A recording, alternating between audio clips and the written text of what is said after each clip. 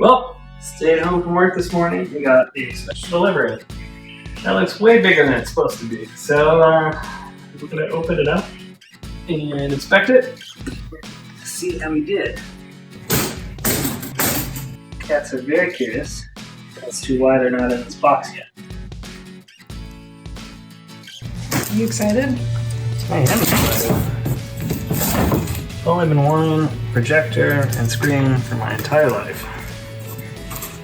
Since I was a wee baby.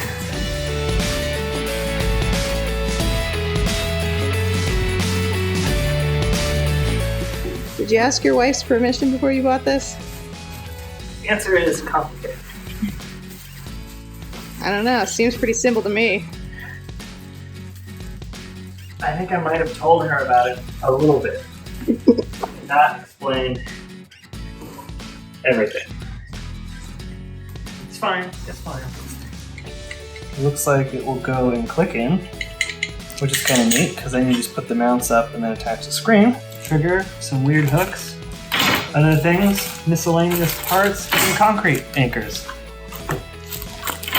Look, they even include sheetrock anchors, so they must think that it's not super heavy, right? Right?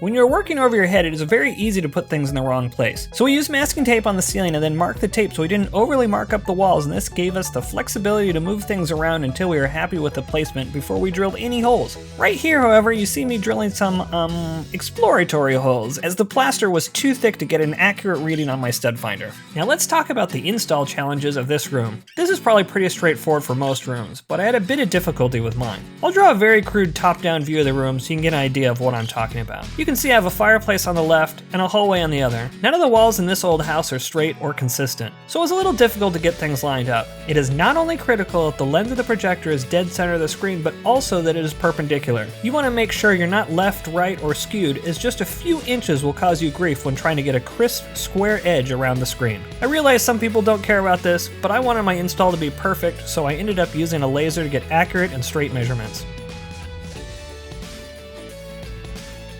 I wanted to take just a minute to talk about the projector and screen that I chose. Like every large purchase I make, I do a ton of research to compare all of my options and the different price points. Once I started doing side-by-side comparisons, Epson and Optima were my two best options. However, when I looked more into it, I found that people who are susceptible to the rainbow effect will notice it on the Optima. If you don't know what that is, consider yourself lucky, and you might want to Google it if you're curious. I just kept finding over and over again that the Epson was praised for having the best overall image quality and pro-level features, like a motorized lens and powered lens cap to minimize the amount of dust that builds up while not in use. Some of the nice features included 4K, 3D support, HDR10, 1,000,000:1 contrast, and a powered lens with memory settings. This feature comes in handy when you don't want large black bars on top and bottom of your screen when you are watching a movie that was shot in a very wide format. The projector will set and move the lens around for this, and I manually move the screen up so I have a nice tight image around the frame.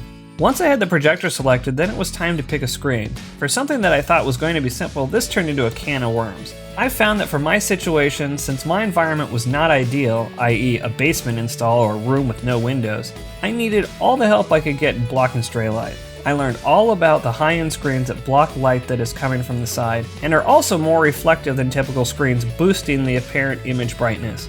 Once I found a screen that blocks stray light, I found that you really want one that is also tension. This keeps your screen perfectly flat when it is unwound so you have no ripples in your image. All said and done, the damn screen ended up costing more than the projector, but I wanted something that I was going to be happy with for years to come. Then the final piece is getting the video signal from your devices to your projector. Due to the distance, it can be difficult for a standard HDMI cable to get the signal this far at 4K. So I ended up getting an optical 4K HDMI cable. This has regular HDMI ends on either side, but it has a bit of electronics in the connector that converts the signal to light and sends it over a fiber optic cable, allowing you to go much further without signal degradation.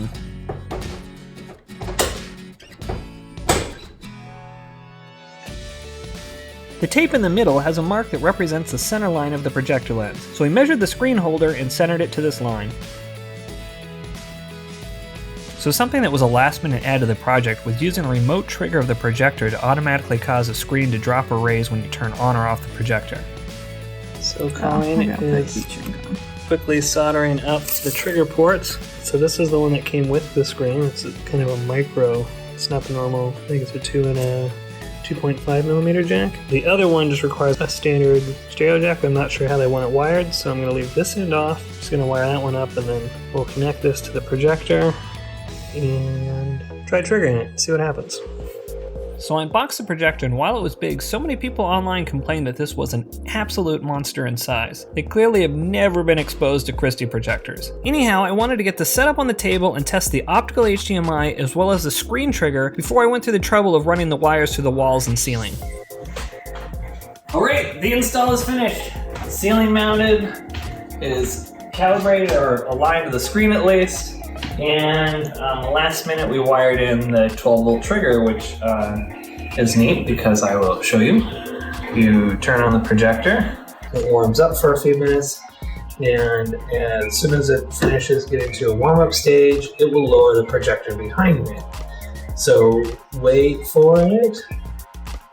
Anyhow, that was a quick ad, and we also adjusted the screen drop so it moves to a position that that we like better than all the way down to the bottom.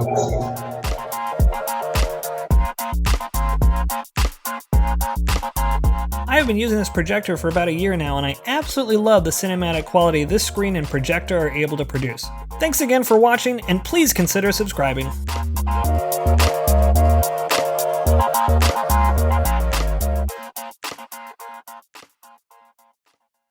So how much is it overlapping the speakers on your side? All the way. We might have to move this down a little bit. Oh, we're not moving the speakers. The speakers are there forever.